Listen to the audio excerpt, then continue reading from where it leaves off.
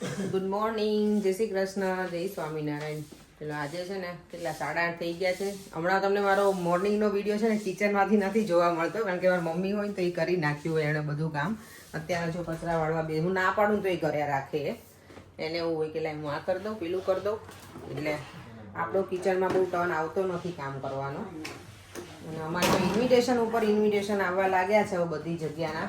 હવે કેટલી જગ્યાએ પહોંચીએ ને એ અમે વિચાર કરીએ છીએ. કારણ કે હવે પહેલાં એવું હતું કે સન્ડે હોય, હવે સેટરડે સન્ડે બંને દિવસ ફિક્સ થવા લાગે. પર આ રિસાયકલમાં નાખી દેજો ને, હું લેતી આવું બીજું છે.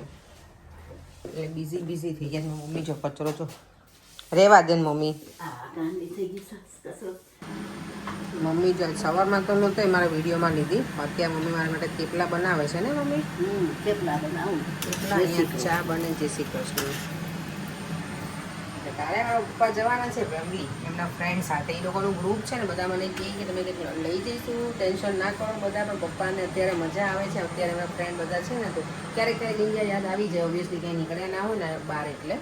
પણ અત્યારે જે એમના ફ્રેન્ડ આવ્યા છે ને પપ્પાના, એ મારા સસરાના ફ્રેન્ડ છે. જો અહીંયા બેઠા છે અંકલ. એટલે પપ્પાના ફ્રેન્ડ છે ને, એટલે પપ્પાને મજા આવી ગઈ નહીં? બંને પપ્પાને મજા આવે છે ને. અંકલ કાલે લઈને જવાના હતા પપ્પાને, ફેમિલીની ટૂર કરાવવાના ને. ફેમિલી અંકલ લઈ જશે ફેમિલી કાલે. અને અહીંયા જો પરેંકનું કામ કરે. પરેંક તમે ક્યાં લઈ જવાના પપ્પાને?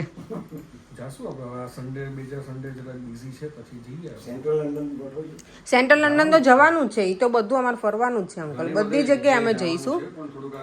અમારે હમણાં મેરેજ ને એવું છે ને, તો અમે વિચાર્યું થોડુંક પતે ને પછી આ તડકાના લીધે ખબર પછી બધા અમે સરખા થઈ જઈએ. મેરેજમાં જવું હોય ને તો એટલે થોડાક મેરેજ પતી જાય ને પછી અમે જઈશું બધે. હા, બધે લઈ જવાના છે. અહીંયા આવ્યા હોય તો લઈ જ જવાના હોય ને.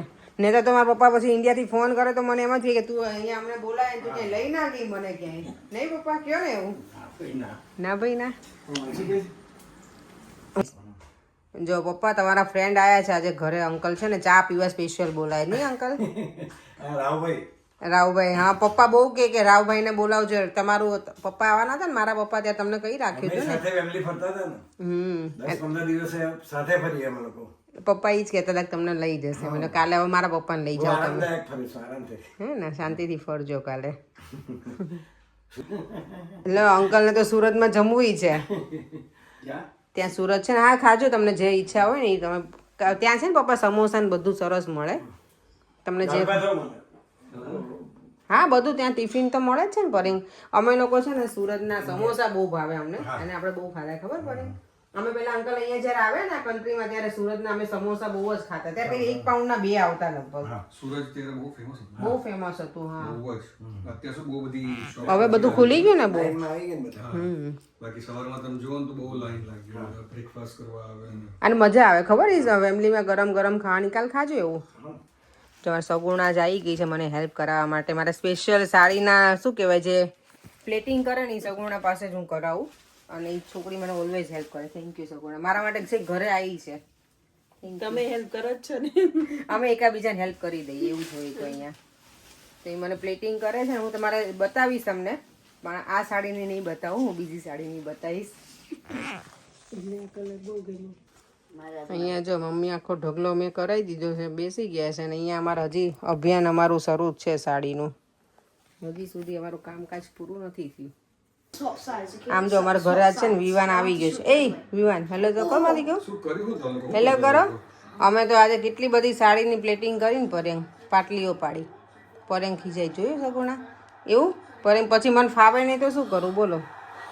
તમારા લોકોને કંઈ આવું કરવાનું હોય નહીં એટલે શાંતિ. આમ તો લોકોને કુર્તા જ પહેરવાના ઈઝી નહીં સગુણા.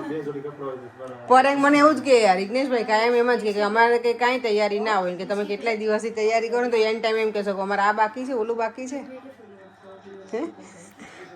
Thank you Saguna. બહુ મહેનત કરાવી, બહુ મહેનત કરાવી આજ મેં તને. અત્યારે જો કેટલા 11 વાગે છે ને. અમે ફાલુદા બનાવીએ છીએ. આ રેડી મિક્સ જ છે એટલે મને કોઈ રેસીપી પ્લીઝ ના કહેતા કે કઈ શું છે, કારણ કે આ રેડી મિક્સમાં તો શું દૂધ ગરમ કરવાનું હતું, આ એડ કરી દીધું છે. પછી આ થોડું ઠંડુ થશે ને પછી એમાં આઈસ્ક્રીમ નાખીશું. જો ફાલુદા અમે મસ્ત રોઝ પેલું હતું ફ્લેવર, પણ અમે એમાં વેનીલા આઈસ્ક્રીમ અને ઉપર નાખશું અમે ડ્રાય ફ્રૂટ્સ. એકદમ મજા આવી જાય ને, ટેમ્પટિંગ લાગે ને એવું અમે બનાવ્યું છે. રાતના 11 વાગે હે ને સગુણ આપણે 11:30 થઈ ગયા. કઈ વાંધો નહીં, સમર છે અને છોકરાઓની રજા છે અત્યારે, એટલે ટેન્શન નથી. એને એન્જોય કરવાનું. જો, મસ્ત બની ગયો ને. ફટકીમાં બનાવ્યું છે અમે આજે. શું કરે છે? શું કરે છે? પાટાપિંડી કરું છું. દેવન થઈ ગયો છે ઘાયલ. મારો પગ તૂટી ગયો. પગ તૂટી ગયું, દેવનનું પગ તૂટી ગયું. ગોળ. પગ તૂટી ગયું દેવનનું. આ નહીં તૂટે પપ્પા? લાવો કાતરો લેતી આવો, પકડો અહીંયા. એ ભગવાન, આપણે ઓલી બ્લેક સીઝર જ ના મળી પડે. પાછી ત્યાં ગઈ. જો દેવની પાટાપિંડી હવે નાના કરી આપી. હે પગ તૂટી ગયો દેવ. દેવો એમ કે પગ તૂટી ગયો, પગમાં વાગ્યું હોય ને તેમ કે પગ તૂટી ગયો.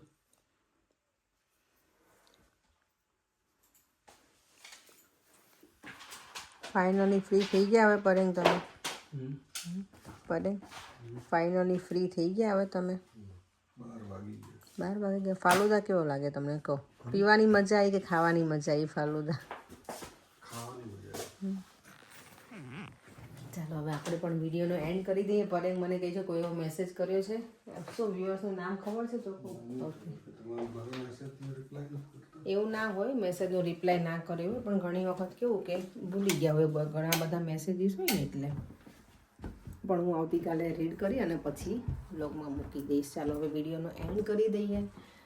એટલી બધી 12 વાગી ગયા છે. ફરીથી મળીશું આપણે કાલે નવા વિડીયો સાથે. Bye bye. જય શ્રી કૃષ્ણ, જય સ્વામિનારાયણ. વિડીયો ગમ્યો હોય તો like, share and subscribe. By.